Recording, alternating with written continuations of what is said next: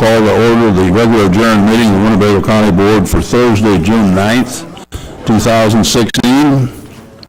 Under agenda changes, please note that the following items under ops and admin, all items relating to IT, will be actually laid over. Actually, they'll be referred to Mr. Nicolosi's committee call by the chair regarding that issue.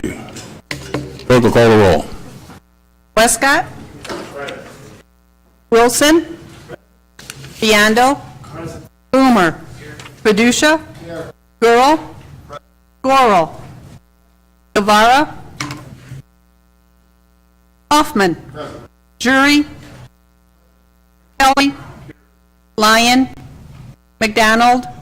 Nicolosi? Red? Salgado? Schultz? Sweeney? Tassoni? Webster? 17 present, 3 absent. We do have a quorum. Invocation and Pledge of Allegiance, Board Member Dorothy Red. All please stand. Heavenly Father, I ask that you bless this meeting as we gather here this evening to take care of the business of the county. I ask that you bless our soldiers abroad, bless everyone here, and help us to make good decisions. In your name I pray. Amen.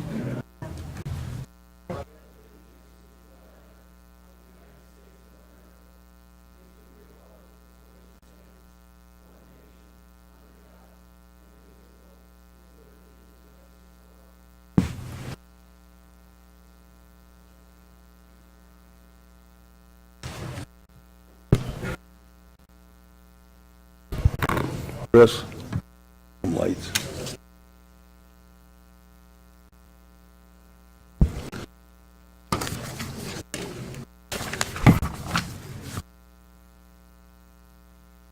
Okay, we have one special presentation this evening. I'd like to call on the Public Safety Committee Chairman, Mr. Padusha, to introduce our special guest.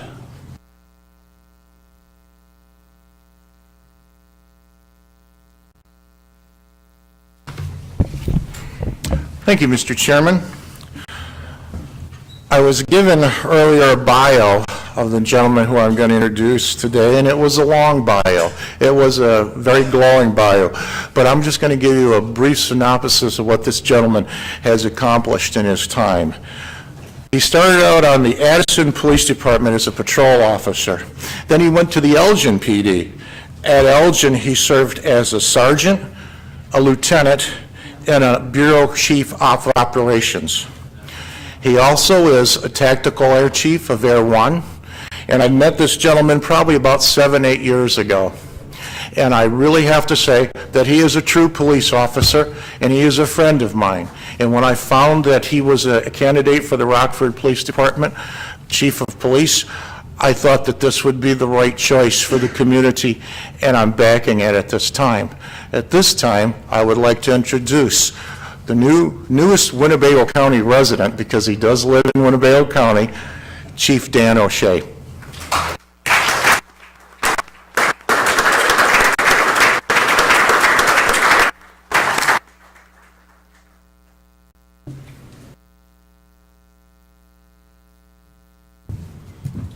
Chairman. Just wanted to say thanks for having me. I won't take up a lot of your time. I know you got a lot of stuff to do, and meetings, boy, meetings can get long, I know. I'm sure you guys got a lot of important business. I really appreciate the opportunity to come here to meet all of you. I know I've probably met some of you at public forums already. I've only been here 2 months, but I promise you I've probably met 40,000 people, and I think I've shaken more hands than Barack Obama himself. So it's great, though. I've been out in the community as much as I can, trying to meet everybody as much as I can, trying to get feedback on what, in particular, the city residents were looking for from a chief. Spent a lot of time with my officers in the last 2 months and trying to find out what they want in the direction, my direction that I'm trying to impose upon them, the vision I have for Rockford City as well as the county. And I've had countless conversations with the sheriff of the county. I spoke probably for an hour earlier today alone with Gary on the phone. So we see things a lot the same, obviously some differences, but we'll work together very well.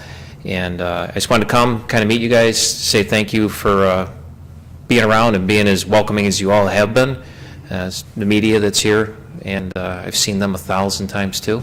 And that's pretty much it. I mean, if you got questions about me, I mean, I've been doing this since 1989, in the bio, nobody wants to hear my bio anymore. You've read it 1,000 times in the newspapers. So I just appreciate you guys letting me come here and kind of introduce myself in person and meet you. So that's all I really got. I wasn't going to do a whole long thing. And No problem. I see somebody's got a question. Yeah, Mr. Jerry? Thank you, Chairman. Chief O'Shea, I want you to know that I am very impressed with you. I met you the other day when my granddaughter graduated from the Metro Center when Guilford, they had that problem. I was impressed of your hands-on operation. And then I met with you at Giovanna's when you were meeting with the sheriff. I'm so pleased that you're collaborating with the sheriff's department, and I think this is a new beginning in this community. I have said it, I've been a staunch supporter. This city, this county, outlining cities will not prosper until we get this crime and drug problem in this community under control, and I think you're a big part of that. Thank you very much. Thank you. Okay. Chief, okay, you want to take some time? Okay, we're going to take about a 5-minute recess here and just let each one of you have an opportunity to do a little one-on-one with the chief, and then we'll let him go and we'll get to our meeting. So let's take about 5 minutes or so just to step around and say hi.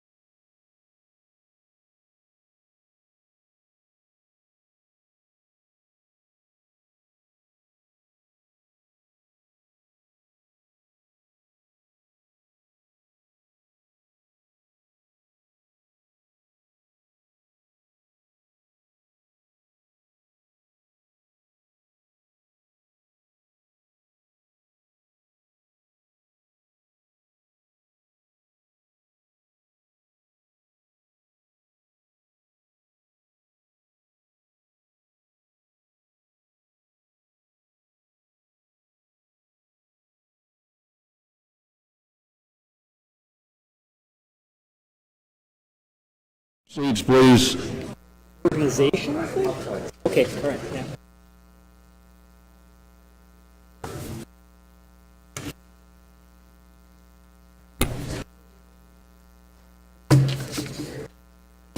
And again, we want to thank the chief and welcome him for being here this evening. May I please have a motion to approve the minutes from April 14, 2016, and May 12, 2016, and lay over the minutes from May 26, 2016. Moved by Mr. Jury, second by Mr. Nicolosi and Mr. Hoffman. Additions, corrections, deletions? Hearing none, all those in favor signify by saying aye. Opposed? Minutes are approved. Announcements and communications, Clerk Mullins. The items listed below were received as correspondence. And they'll be placed on file.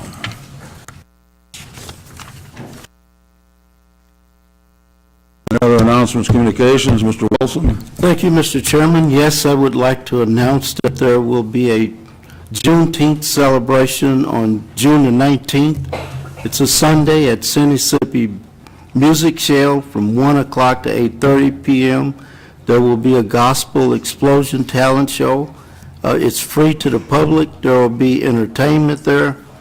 And if you'll note down, well, you don't have a copy of it, but the Diversity Council is part of this. So, thank you. Okay. Mr. Jury? Thank you, Mr. Chairman.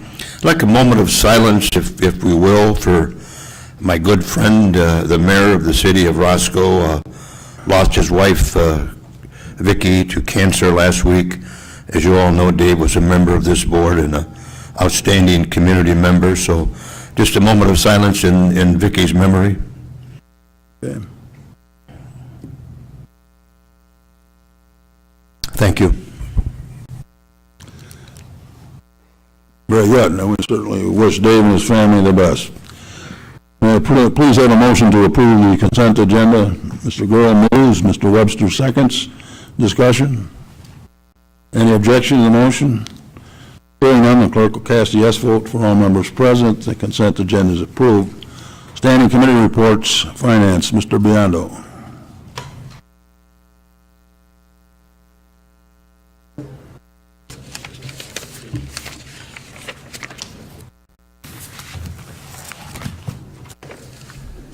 That means I'm prepared.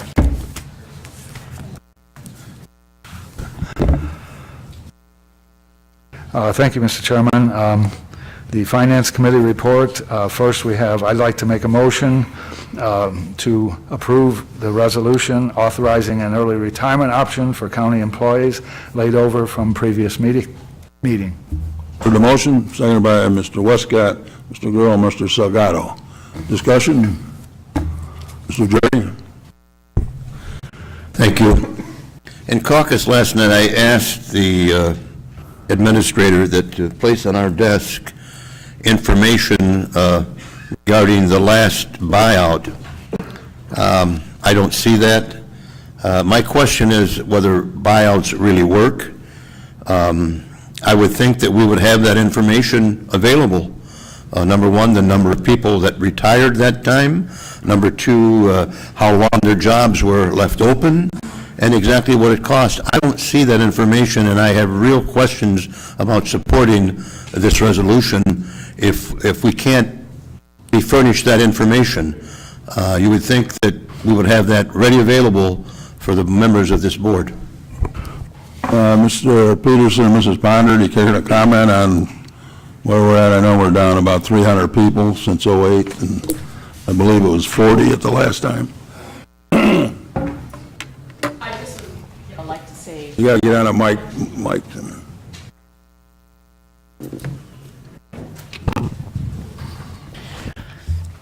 I understand Mr. Jury's frustration, but please also recognize you're asking us to go back and gather data from 8 years ago.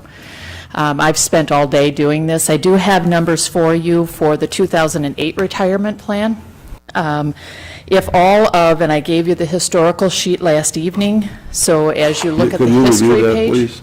Pardon me? Would you review that? So again, in the 2008 early out offering, there were 251 employees that were eligible for that program. 251 employees that were eligible. under the criteria to retire early. It was a 5-year buyout. Of those 251 employees, 38 of them accepted the offering, and if every one of those 251 employees would have accepted it, the cost savings would have been $2,304,932.43. Of the people that we talked about, of the 38 that accepted the offering, the cost savings was $737,186.15. I do have 2008 done for you this evening. I apologize. I'm diligently trying to go back and capture this information. I apologize for the delay. One of my staff members that's no longer with HR, out of reductions, I have to have them pull it off and archive it off of her computer. So it is a little bit of a delay, and I apologize for that. But, About 2010?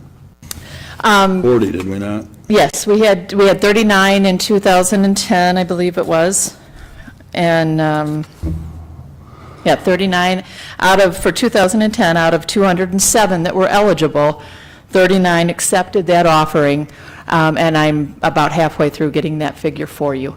I can tell you the 2009 offering is not going to be as lucrative because there was only 9 people that accepted the plan, so we're using 2008 and 2010 as a comparable. And what is our total employment now versus 08?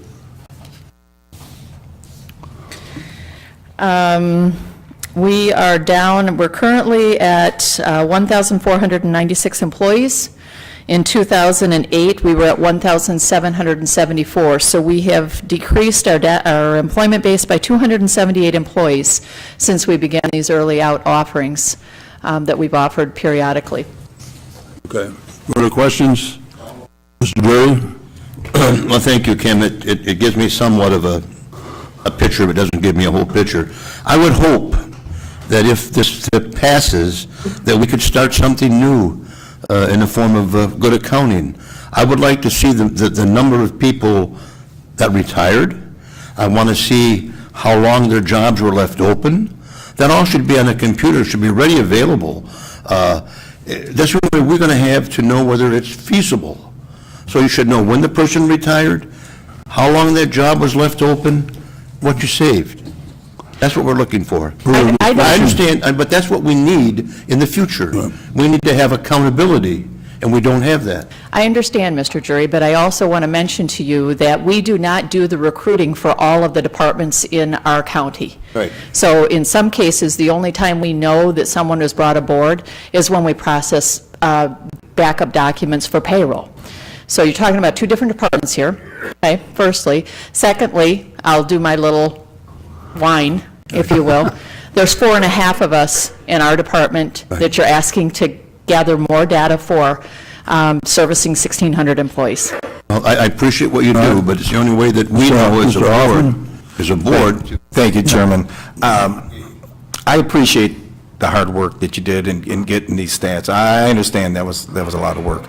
The only thing I would say, going along with what Mr. Jury's saying, that if in the future, if we're going to use this as a means of, we should have those numbers available, ready to go. And we shouldn't have to do them at the last minute, and I understand that, and I know you worked hard to get them. The second thing I would like to say is hopefully, all the departments, all the elected officials participate in this and withhold the people like we want them to make this a worthwhile project, but I know that we cannot make them do that. Mm-hmm. And that concerns me because down through the years, there's been departments that don't follow the rules or follow what we want to do. And those departments their feet need to be held to the fire at some point.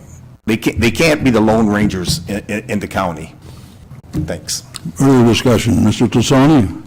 Thank you, Mr. Chairman. Kim, thanks for presenting us that information.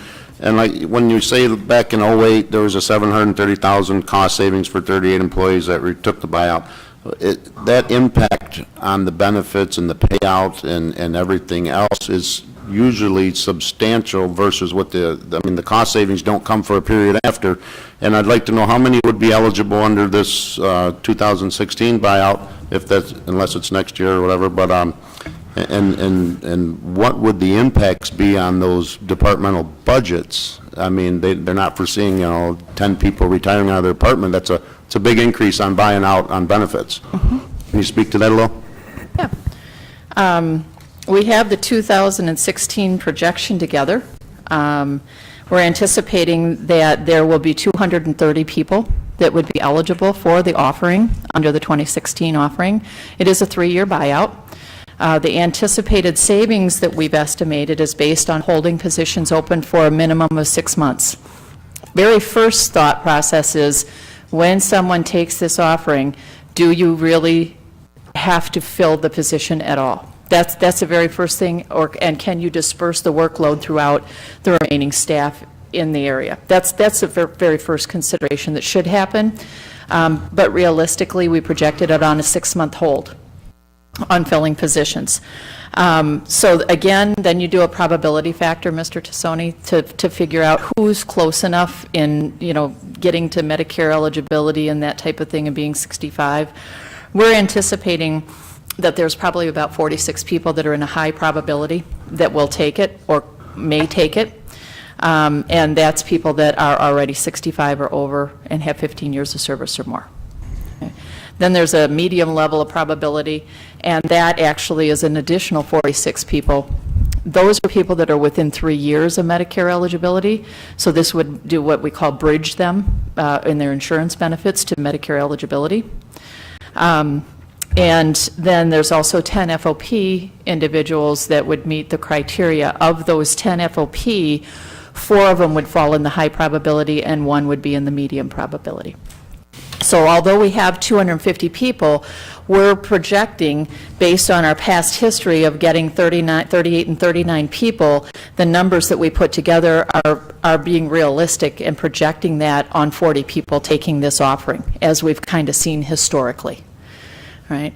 And so we ran these numbers with the projection on the probability piece, the highest probable, okay? So it's not a dead-on ringer for money because you don't really know exactly who may take the program. You're really making a projection. So based on that, we talked about there being a possibility if all the high probability people took it, 476,786. If the medium probable people took it, another 46, 444,359. If all 10 of the FOP individuals took it, it'd be 351,758. And then we also have targeted, there's 9 positions. At one time or another, I have been involved in or been made aware of a position hold open, so a job elimination, basically, where if at some point in time this individual were to vacate that position, whether it's through retirement, whether they left to go to another position or whatever, that position would probably not be refilled. So I've tagged those on this same, of these 230 people, I have indicated on the spreadsheet, those are for straight up job elimination.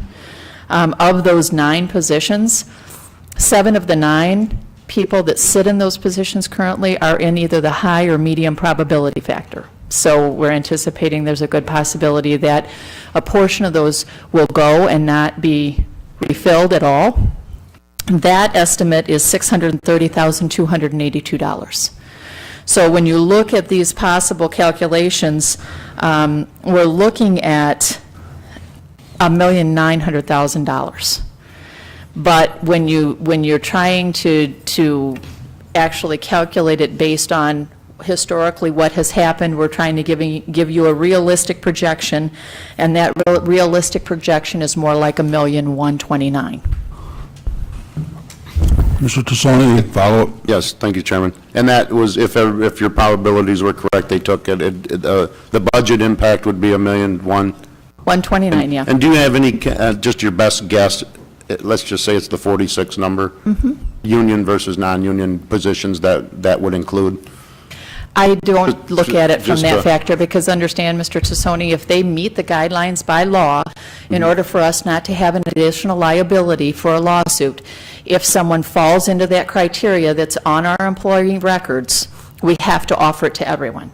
If we don't, if we single out anyone, if people are eligible for it by the criteria, you have to mark all those individuals as eligible, and we have to offer it, so you cannot parse it down. I don't know if that was... Well, no, just, that's fine. We'll know the numbers when they're done, right?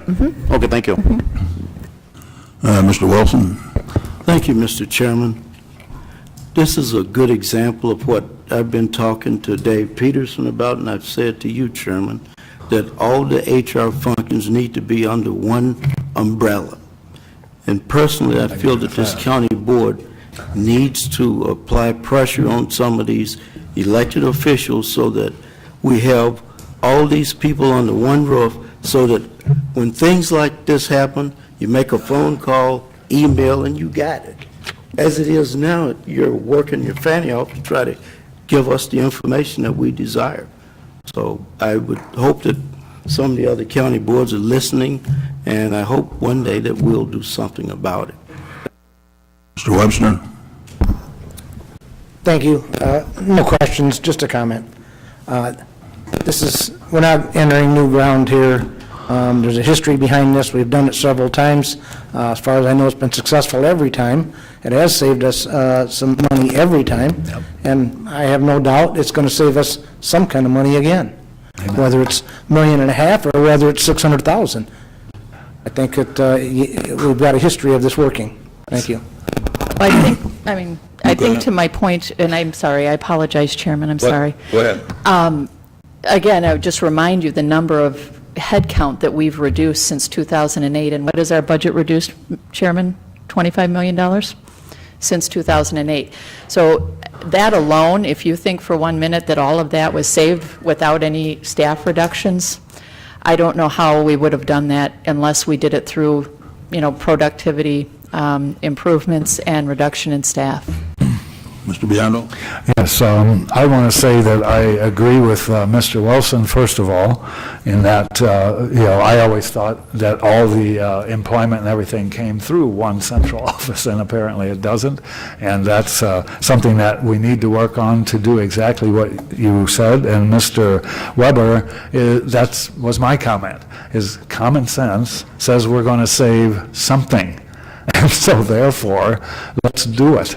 It's 400 and some thousand a year, and if it's half of that, we still save 200,000 a year. So I guess my point is that we should vote for this because there will be some money saved. Mr. Hoffman? Thank you, Chairman. This is a follow-up.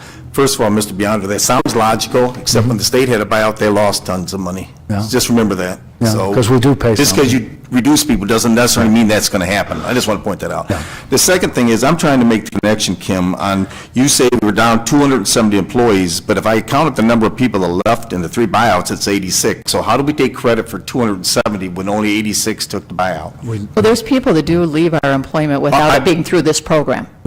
I understand that, but I'm trying to connect 270 with the 86 that actually left. If we can't credit the whole 270 to the buyout. No, that's why I said you have to. That was the connection that was being made. That's just a part of it, that's all. Okay, thank you. Mr. Drury, and then we got Mrs. Lyon. Thank you, Chairman Biondo. I agree what you said, what he said. But where's the facts and figures, the bottom line, in a spreadsheet, how much we saved? You can't tell me. No. You can't tell me. And you can't tell me how much you're going to save here. You think you're going to save, but you can't tell me if it's going to work. You think this big of an organization would have a computer program that was eligible to do that? It's very simple. Yeah. If 10 people retire, they're on the list, their jobs were vacant for this amount of time, then it was hired. They can't tell me how much you saved. Yeah, and the other thing, too, is I hear people talking about, well, what if some high officials actually take advantage of this? That's a question we can't ask, isn't that correct? I mean, anyone that works for the county, including me, can leave. I won't get a buyout, but...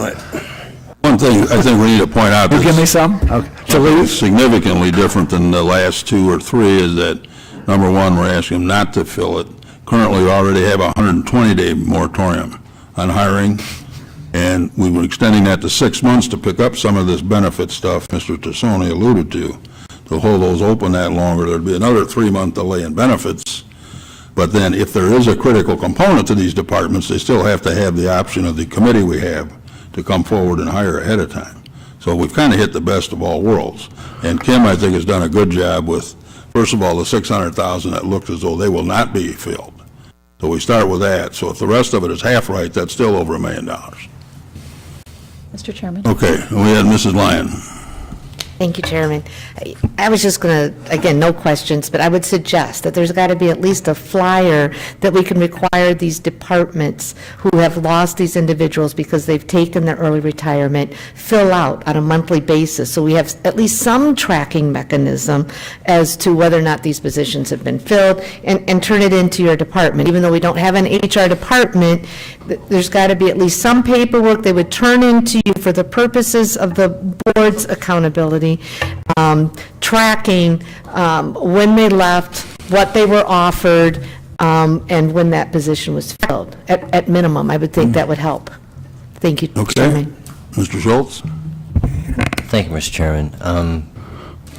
If we don't get people to leave voluntarily, and we have the financial situation that we have where we're in trouble and we have to find savings, then the alternative seems to me, but I don't want to be overly simplistic, that our leadership in various areas are going to have to lay people off in order to have a balanced budget or come within their budget targets. Is that correct?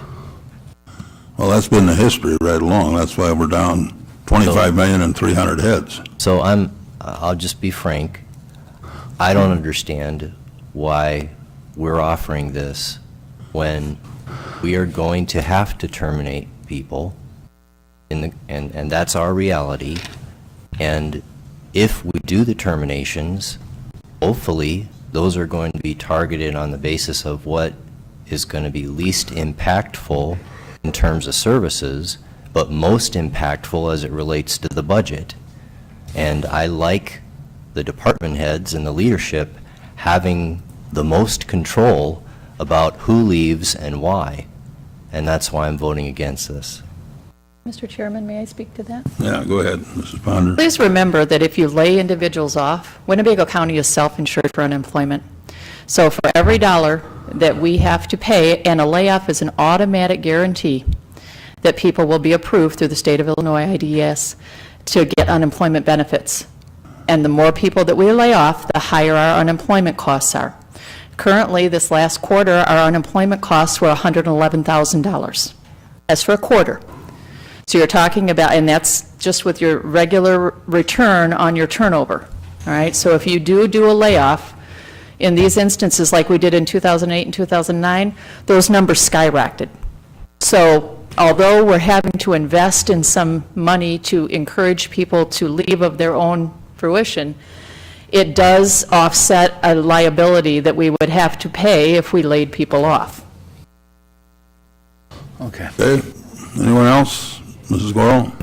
And if we lay them off, do we also have a problem with the union? You know, I had a nice conversation with a department head, and it made sense, because at first I was going to vote against this tonight, and after talking to this department head, I got a whole different overview of this, and I can understand why we're going from the top down instead of the bottom up. It does make more sense because we have people who would really like to, you know, after 30 years, I'd like to get out and don't have to go another 5 years. But they also are being introduced to all new types of technology. And let me tell you, at my age and new technology, I have lots of problems, and I would love to have you buy me out so I can get out from under all this. In the meantime, no, I have another job too. In the meantime, I can understand why we would keep the newer people, so now we can train them according to the new technologies we have. And perhaps we don't have really good records because we haven't had a lot of people who have been being able to, like me, adapt to a lot of new technologies. When you've been on a job for a long time, you just get focused in that, and it's really very difficult for us to turn over to new technology. And as it goes on, we're going to have more and more technology where Gary Jury is going to have his answers of knowing exactly. At this time, all we can do is project. There is no 100% pure how that this is going to work. We project. And it sounds like so far we've been pretty close in our projections, otherwise we wouldn't be here, discussing a budget that are projections. So changing my mind, I was going to vote against it, but I'm sure glad I talked to a department head and got a whole new view, and maybe we should do more discussing with our department heads individually or as a group, so we get better ideas and better insights instead of using our own. Thank you. Typically, it's an insurance issue around here. You need to cover a gap, and this is on the employee only, not dependent coverage. And it does typically higher, and even if they have to be replaced, and we've lost so many people, many of these are going to have to be replaced, but at least they come in at a starting and entry level versus a very high seniority. So that's some of the savings that accrue as well. So, Mr. Gurl? Thank you, Chairman. I just want to make a couple comments. There's a lot of good discussion going on here, which is great. But if we look at the early retirement, people close to 65 who have been here many years, I'm sure, these are individuals that are getting older, require more health care, unfortunately, which incurs more cost to us. So if we can leave that position open for 180 days, then hire in someone, I would imagine, quite younger, I hope, to fill that spot, we're saving money there. So I think it's a good deal all the way around. It really gives people an opportunity that are close to, collecting Medicare, which we all know the cost of insurance is ungodly now, even with Obamacare. It really gives people a sense of, safety that they'll be taken care of until the Medicare kicks in. So that's all I got. Okay. Thank you. All right. Time to vote. Yeah. Mr. Jury, you calling the question? Thank you, Ms. Ponder. When you said the rate of unemployment will go up, but if you stop to consider what we're paying each individual, $7,500 for 3 years, that money could go towards that unemployment also. But, and Bert, in answer to your question is, if Mr. Schultz said you have to lay somebody off, you're not paying anything. You're not paying $22,000 for 3 years to the individual.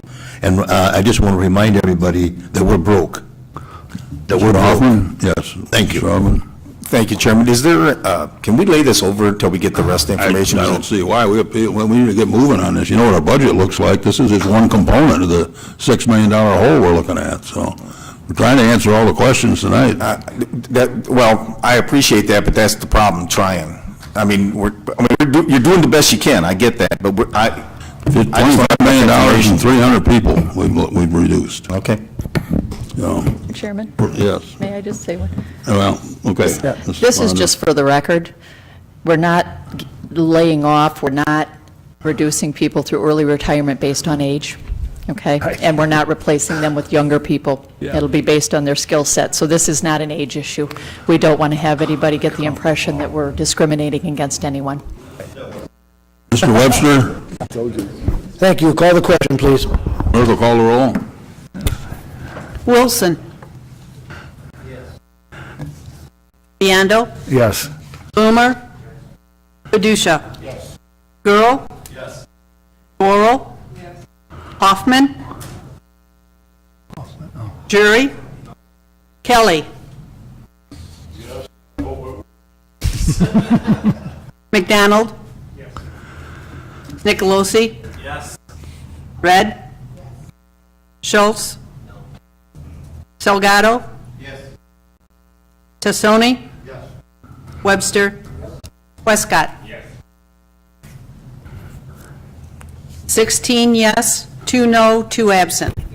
Resolution. I'm sorry, I missed Lyon. I'm sorry. Lyon? Still, 16 yes, 2 no, 2 absent. Okay. Resolution is approved. Mr. Biondo? All right, thank you. Now, we're just getting started. I would like to separate these two budget amendments. I move to approve Budget Amendment 2016-011, the sheriff's request for $656,000 in 2016. and I would like to speak to the issue. You've heard the motion, seconded by Mr. Nicolosi, Mr. Gurl. Mr. Biondo. Thank you. This amount has been reduced considerably from where it started. It was 6.7 in the initial presentation. With benefits, it would have been 7.6. We voted on actually reducing it to $3 million through the bond restructuring. And right now, we're talking about just the $656,000, and we know that next year, from their projections, it'd be $1.8 million. So that leaves, if we did redo all the bonds, that would leave a little over $1 million for various other things, such as alternative programs, probation, something that is public safety. The board approved this 13-5. To begin the process, but we still have to vote on each of the bonds as they come up. And we've only done one of the first three phases. The Rockford Police reported 2,482 violent crimes in 2015. That's 24% increase from the previous year. It's 7 violent crimes per day, every day of the year, including Sundays, because criminals do not rest on Sundays. Rockford has a crime rate 3 times as high per 100,000 people than Elgin. Maybe the sheriff, the police chief, Dan O'Shea, can help us do that here. Rockford also has 6,140 crimes versus slightly over 2,400 in Elgin. That's 17 a day. Now, the national lists always place Rockford in the top 10 in crime on a per capita basis. And I've just, in the last 8 weeks, I've looked at all the media, the newspaper, and I've collected over 5 pages of crimes that happen, most of them in broad daylight, but I'm not going to read them all. I'm just going to pick out the ones that, really have some significance. The April 18th is when I started. Gunfire triggers school lockdown. As many as 30 bullet casings were recovered by Rockford police after a burst of gunfire occurred near Lewis Lemon, and it was locked down. April 21st, 4:09 p.m. 3 adults and 3 children were not harmed when 3 men with handguns invaded their home on Glenwood Avenue in search of money. 29-year-old woman was shot in the left shoulder while driving her 3 children in the car. At 8:44, and also the police responded to reports fired in 11th Avenue. Also, 4 were arrested in connection with shooting a 20-year-old, 5:25 p.m. on Saturday, April 30th, in the afternoon on the parking lot of Walgreens, 1201 East State Street. April 30th, 6:15, 3 suspects sought in a home invasion in the 3200 block of Idlewood Terrace against 2 victims that were there. Saturday, that week, an armed robbery was attempted at a local clothing store at 9:30 a.m. 2 juveniles arrested for armed robbery and shots fired at 12:30 at Jefferson and Royal. Lewis Lemon and Ellis Arts both were locked down this time.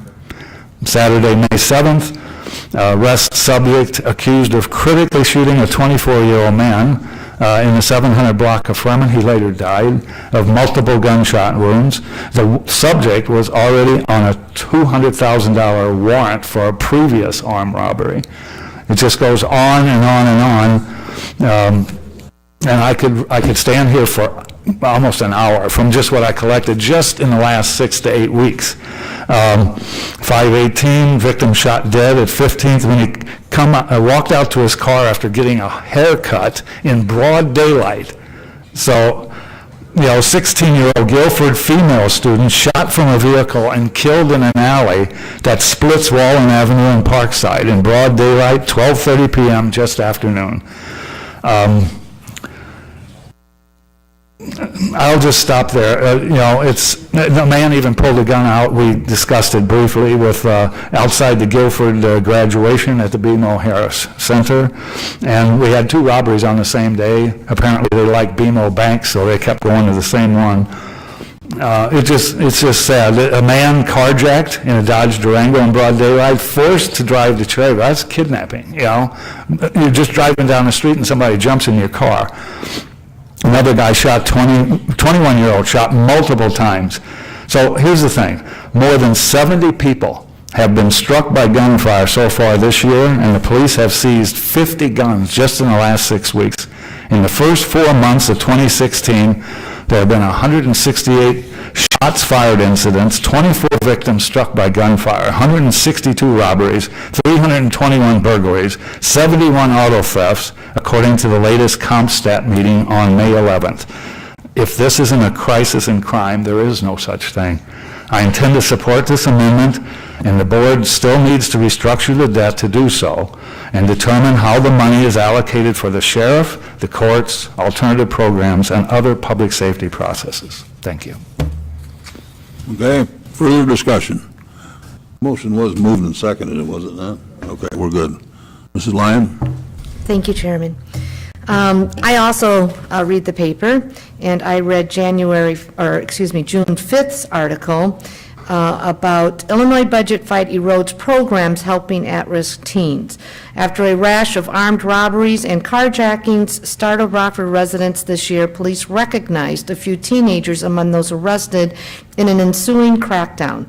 Those youths had been enrolled in a state-funded program called Redeploy Illinois, which is almost universally praised as an alternative to jail that diverts troubled youths from their further crime. But because of the loss of funding of Illinois' unprecedented budget impasse, a Rockford area nonprofit ended its program October, leaving some 40 juveniles without this one-on-one attention they'd been receiving. And an article goes on. My point being, we can arrest them all day long. If they don't have the program and the other support systems that the courthouse offers, you know what, we're just going to keep rearresting them, and they're going to be back out there. And so we need to look at this in a very holistic approach, and that holistic approach is to look at all the areas. I mean, $1 million for alternative programs, I don't know that that's sufficient. And I don't think this hiring more officers and putting them on the street, only to arrest them and put them back out on the street, is going to resolve our problem, and that's my concern. Thank you. Okay, further discussion? Mr. Wilson? Thank you, Mr. Chairman. I've shared with some of the board members last night my feeling about actually trying to hire and fill up the jail. It's something that the state of Illinois is trying to take care of. It takes time, I understand that. But we're still going to have all these things that are happening. In the last meeting that we had, I mentioned that what we have is a cycle. It's what they just told us about. And the cycle is a reality. And I don't care how many, whatever you want to do, increase, decrease, it's still going to be the same route as long as we don't have something for these young folks especially to do. The idle mind it gives them an opportunity to think, well, there's Joe Blow or Sally Sue walking down the street. I'm broke, I'm hungry, what am I going to do? Ignore them, go ask them for money, or go take it? Thank you. Yeah, basically, I did say that, the initial request has went from 6 or 7 million down to, we got 656, and it would be 1.8. We still have to refinance the bonds to even get that. And that leaves 1.2 million to do the things you're talking about. And and the sheriff would obviously have to stop right there. He couldn't hire more people. I didn't want to do that, but I mean, we need 14 votes to actually pass this budget amendment, and I'm just trying to now figure a way that we can get more people in a consensus, that I couldn't do it before, so this is the only way I can see to do it. Okay?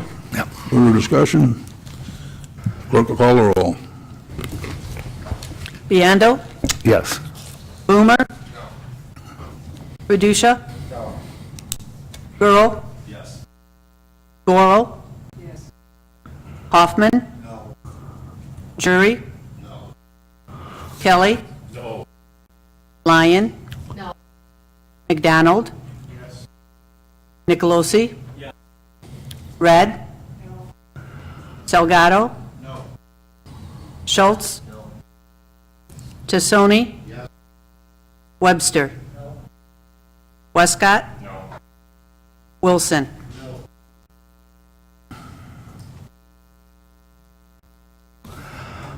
Six yes, 12 no, 2 absent. 16011 then fails. Mr. Biondo? Yes, it did actually reverse itself, like I said it would. It was 13-5 the other way, so, anyway. All right, the other budget amendment is 2016-015, which is for the public defender, I believe, and it's $85,000, and it's basically to simply pay all of our employees their salaries, is what is actually on here. And that's for the public defenders. And I so move. You heard the motion? Second? Mr. Nicolosi and Mr. Gurl. Discussion? All those in favor, say aye. Aye. Opposed? Clerk will call the roll. Boomer? Badusha? Gurl? Yes. Gorel? Hoffman? Yes. Jury? Yes. Kelly? No. Lyon? No. McDonald? No. Nicolosi? Yes. Red? Salgado? Schultz? No. Tassoni? Yes. Webster? No. Westcott? No. Wilson? Yes. Red?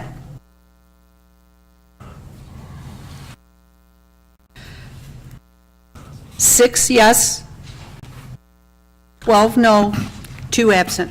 Amendment fails. Mr. Biondo? That ends our report. Thank you. Zoning Committee, Mr. Webster?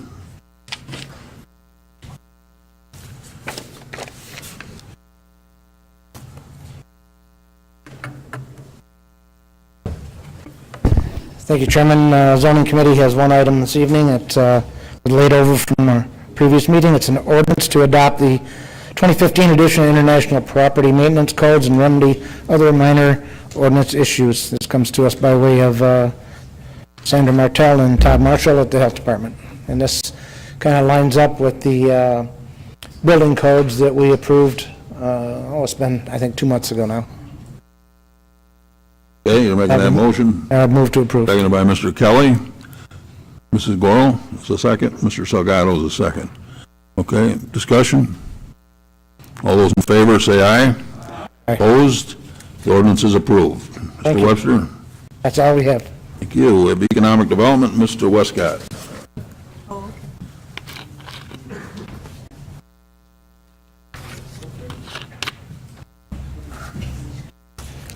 Thank you, Chairman. We have a resolution in front of you authorizing use of host fees, funds for certain requests and county projects, and I so move.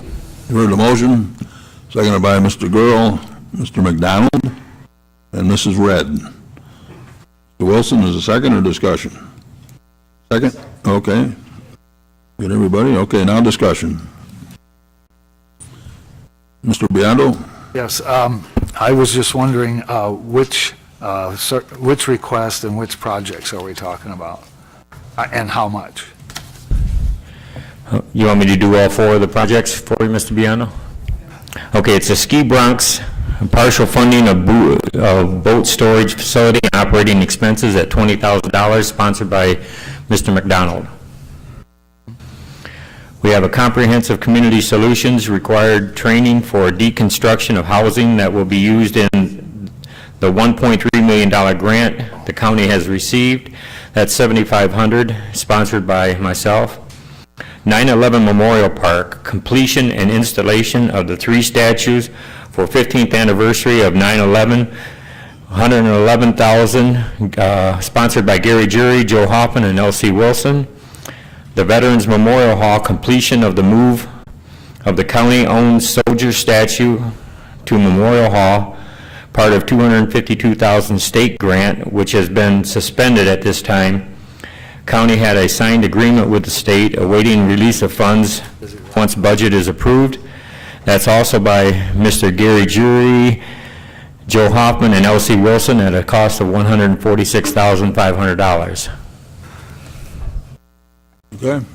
Thank you. Further discussion? All those in favor signify by saying aye. Aye. Opposed? No. Resolution is approved. That completes my report. Thank you, Chairman. Operations and Administrative Committee, Mr. Jury.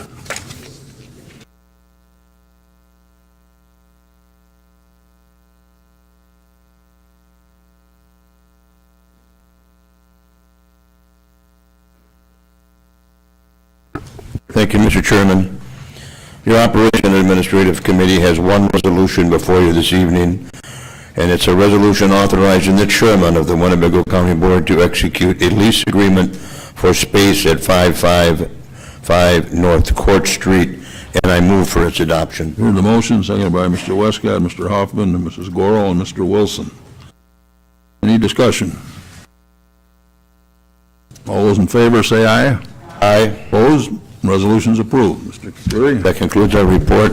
Notice to the Operation Administrative Committee, there will be a meeting Monday. Forthcoming information will be forwarded to you. Thank you. Public Works Committee, Mr. Kelly.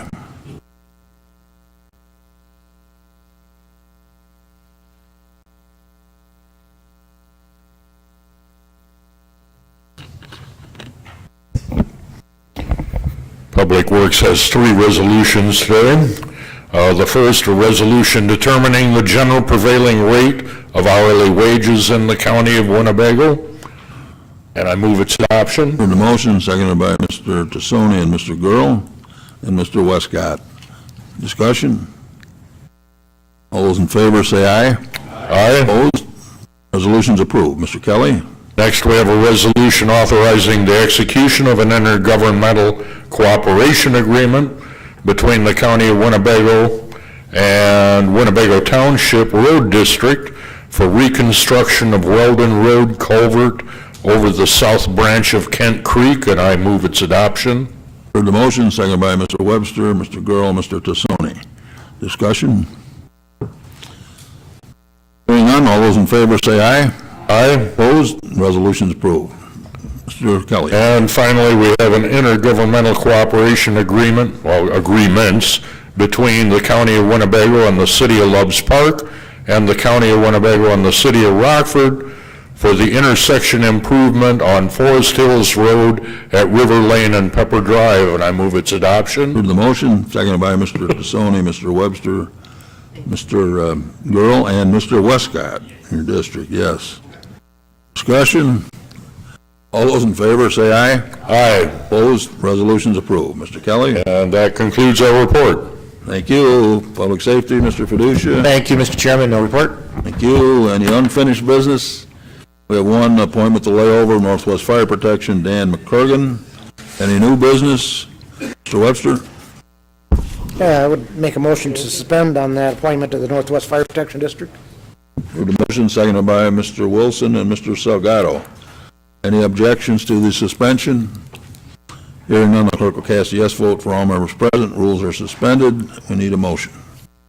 Move to approve by Mr. Webster, seconded by Mr. Jury, Mr. Wilson, and Mr. Salgado. Any discussion? All those in favor say aye. Opposed? Mr. McCurgan is approved. Thank you. New business? I'll entertain a motion to adjourn. Mr. Jury moves, Mr. Wilson, Mrs. Laurel seconds. All those in favor signify by saying aye. Opposed? We are adjourned. Thank you.